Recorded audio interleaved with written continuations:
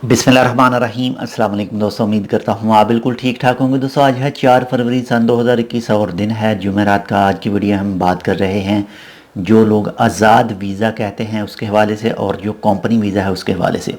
इन दोनों वीज़ों में से बेस्ट कौन सा है और फ़ायदेमंद कौन सा है और नुकसान किस वीज़े का है उसके हवाले से बात करेंगे। अगर आपने अभी तक हमारा ये channel tech with Urdu blog subscribe नहीं किया तो आप इसको सब्सक्राइब कर सकते हैं मज़ीद ऐसी ही अच्छी और मालूमाती वीडियोस के लिए। तो जिसको लोग आज़ाद वीज़ा कहते हैं, दरअसल आज़ाद तो कोई भी ओमान का वीज़ा है ही नहीं और ना ही होता है। ये कंपनी ज़रूर कोई भी वीज़ा हो, वर्क वीज़ा, वो किसी न किसी कंपनी के नाम, किसी न किसी स्पॉन्सर के नाम पर ही होता है, लेकिन लोग उसको आज़ाद वीज़ा कहते हैं। क्यों आज़ाद वीज़ा कहते हैं? यानी वो ऐसी बात होती है कि आप जिससे वीज़ा लेते हैं वो आपसे कहता है कि आपने किसी भी कंपनी में काम नहीं करना, किसी भी अरबाब के पास काम नहीं करना, आपका जहाँ पर दिल करे आप काम कर सकते हैं। लेकिन ये चीज़ तो ठीक है, हो गया, यानी उसको आज़ाद करके सेल कर दिया जाता है। आज़ाद नहीं होता, आप आज़ाद काम कर सकते हैं, लेकिन इसमें भी नुकसान है। दूसरा नुकसान के बारे में बाद में बात करेंगे। इसके बाद में जो कंपनी वीज़ा है उसके हवाले से तो सभी लोग जानते हैं कि कंपनी जो भी वीज़ा देती है वो दोबारा कंपनी में ही जाकर काम करना होता है। तो सबसे पहले बात करते हैं आज़ाद वीज़ा के हवाले से, इसके नुकसानात और इसके जो फ़ायदे हैं वो कौन से हैं, इसके बाद में जो कंपनी के हैं वो कौन से हैं। तो आज़ाद वीज़ा के सबसे पहले तो यही हैं कि आप अपने स्पॉन्सर के पास काम नहीं कर रहे, बाहर किसी दूसरी जगह पर काम कर रहे हैं, लेकिन खुदा न खास्ता अगर आपको लेबर कोड पकड़ लेती है तो आपको डिपोर्ट कर दिया जाएगा। नंबर एक ये नुकसान।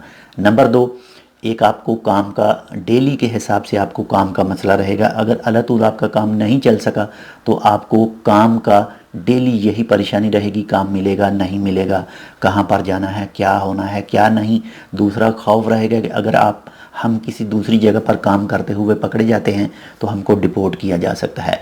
इसके बाद में जैसे ही 2 साल के बाद में आपका वीज़ा ख़त्म होता है तो उस वीज़ा पर जितनी भी फ़ीस होगी वो आपको पे करनी पड़ती है। 400 से थोड़े से ऊपर रियाल हैं जो हुकूमत को पे करने पड़ते हैं। इसके बाद में आपका जो अरबाब होता है वो भी आपसे कमीशन लेता है, वो भी 300, 350, 250 रियाल तक लेता है।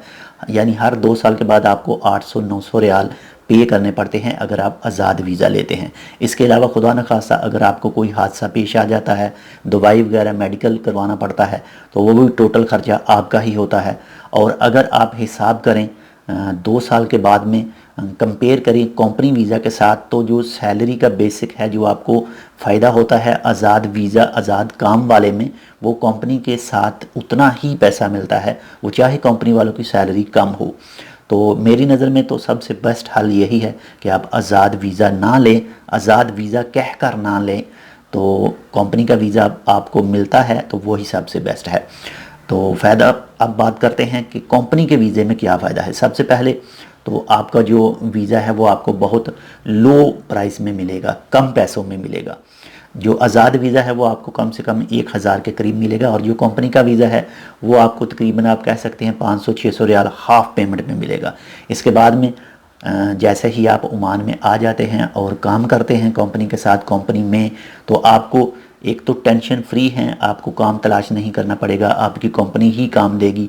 काम है नहीं है, जो भी सैलरी आपकी होगी वो चाहे 120 रियाल है, 100 रियाल है, 150 रियाल है, 400 रियाल है, 500 रियाल है, वो कंपनी ने आपको देना ही देना है, हर महीने बाद दे। इसके बाद में अगर खुदा न खास्ता आप बीमार हो जाते हैं, आपके मेडिकल के जो पैसे हैं वो भी आपको कंपनी पे करेगी। एकोमोडेशन यानी जो रहाइश है उसकी भी कंपनी ही ज़िम्मेदार होगी। खाने के कुछ कंपनियां खाने के पैसे भी देती हैं, यानी अगर सैलरी 80 रियाल है, 80 रियाल है, 100 रियाल है, साथ में 20 से 25 रियाल वो साथ में खाने के दे देते हैं, 15 से 20 रियाल एकोमोडेशन के दे देते हैं, रहाइश के। अगर वो ख़ुद रहाइश नहीं देती तो पैसे उसके देते हैं ताकि आप किसी दूसरी जगह पर रहाइश इख्तियार कर सकें।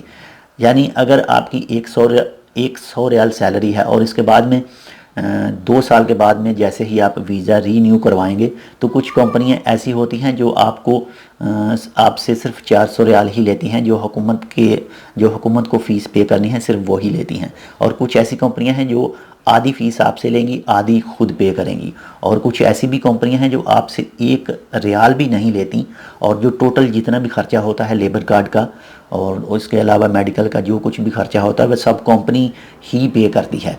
और जब हिसाब करें 2 साल के बाद का एक आदमी जो आज़ाद वीज़ा पर गया है, यानी जो आज़ाद वीज़ा पर आता है ओमान में उसके साथ, और जो दूसरा आदमी कंपनी वीज़ा पर ओमान में आया है उसके साथ, तो अगर पूरे 2 साल का जो उनकी जो भी ट्रांसैक्शन होगी, जो उसने अपने मुल्क में भेजी होगी, जो भी उसने कमाया होगा, वो कंपेयर करें तो कंपनी वाले की सैलरी चाहे 100 रियाल है और जो आज़ाद वीज़ा वाला है उसकी 200 रियाल है, लेकिन कंपनी वाले के पैसे 2 साल के बाद में फिर भी ज़्यादा होंगे, क्योंकि उसके इतने ज़्यादा अखराजात नहीं होंगे जितने आज़ाद वीज़ा वाला के होंगे। आज़ाद वीज़ा नहीं होता, सिर्फ काम आज़ाद करना पड़ता है, लेकिन उसमें भी बहुत ज़्यादा डाउट रहता है। तो बेहतर हल यही है, मेरी सजेशन जो है यही है कि अगर आपको कंपनी का वीज़ा 100 रियाल सैलरी में भी मिले तो आप कंपनी का वीज़ा ही ख़रीद करें और कंपनी के वीज़े पर कंपनी में जाकर ही काम करें, बाहर किसी दूसरी जगह पर काम ना करें। तो ये सबसे बेस्ट है। बाकी आपकी मर्ज़ी, आप कौन सा वीज़ा बाय करते हैं, कंपनी में काम करते हैं या फिर बाहर आज़ाद काम करते हैं, क्या करते हैं, ये आप पर डिपेंड करता है। लेकिन मैं आपको यही सजेशन दूंगा कि आप कंपनी वीज़ा लें और वही काम करें, वो सबसे बेस्ट है। तो ये थी एक छोटी सी आज़ाद वीज़ा और कंपनी वीज़ा के हवाले से मालूमाती वीडियो। उम्मीद करता हूँ आपको पसंद आएगी। अगर आपको पसंद आए तो लाइक और शेयर ज़रूर कीजिएगा। इंशाल्लाह मिलते हैं आपसे किसी ऐसी ही दूसरी मालूमाती वीडियो के साथ। एक बार फिर रिक्वेस्ट, अगर आपने अभी तक हमारा ये channel tech with Urdu blog subscribe नहीं किया तो आप इसको सब्सक्राइब कर सकते हैं मज़ीद ऐसे ही अच्छे और मालूमाती वीडियोज़ के लिए। तो मिलते हैं दूसरी अपडेट के साथ, तब तक के लिए अल्लाह हाफिज़।